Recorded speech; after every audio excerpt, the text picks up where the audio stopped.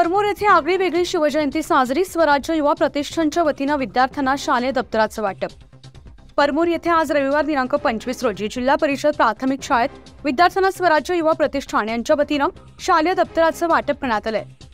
कार्यक्रमाच्या अध्यक्षस्थानी सरपंच जयराम थिगे हे होते. प्रमुख पाहुणे म्हणून केशव शिवले, महेश शिवले, विनायक जाधव, हेमंत दिघे, सोमनाथ दिघे, संदीप गांगोडे हे मान्यवर उपस्थित होते. यावेळी प्रतिष्ठानचे सदस्य राकेश काळोखे यांनी सांगितलं की आम्ही दरवर्षी हा उपक्रम राबवणार आहोत आणि आपल्या दैवताची छत्रपती शिवाजी महाराजांची शिवजयंती साजरी करणार आहे. शालेय समितीच्या वतीनं स्वराज्य युवा प्रतिष्ठानच्या सर्व पदाधिकाऱ्यांचा सत्कार करण्यात आलाय. या कार्यक्रमाचं सूत्रसंचालन नौशाद अब्बास यांनी केले तर आभार केशव शिवले यांनी मानलं.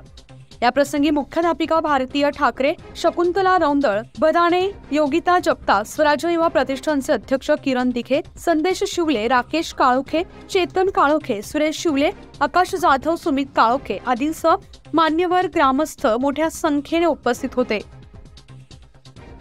आज या ठिकाणी स्वराज्य युवा प्रतिष्ठानच्या वतीनं अतिशय सुंदर उपक्रम राबवला आणि शाळेतले गरजू विद्यार्थ्यांना त्यांनी शालेय साहित्य वाटप केलं. त्याबद्दल मी शालेय व्यवस्थापन समितीच्या वतीनं आणि आमच्या शिक्षकांच्या वतीनं त्यांचे आभार मानतो. धन्यवाद.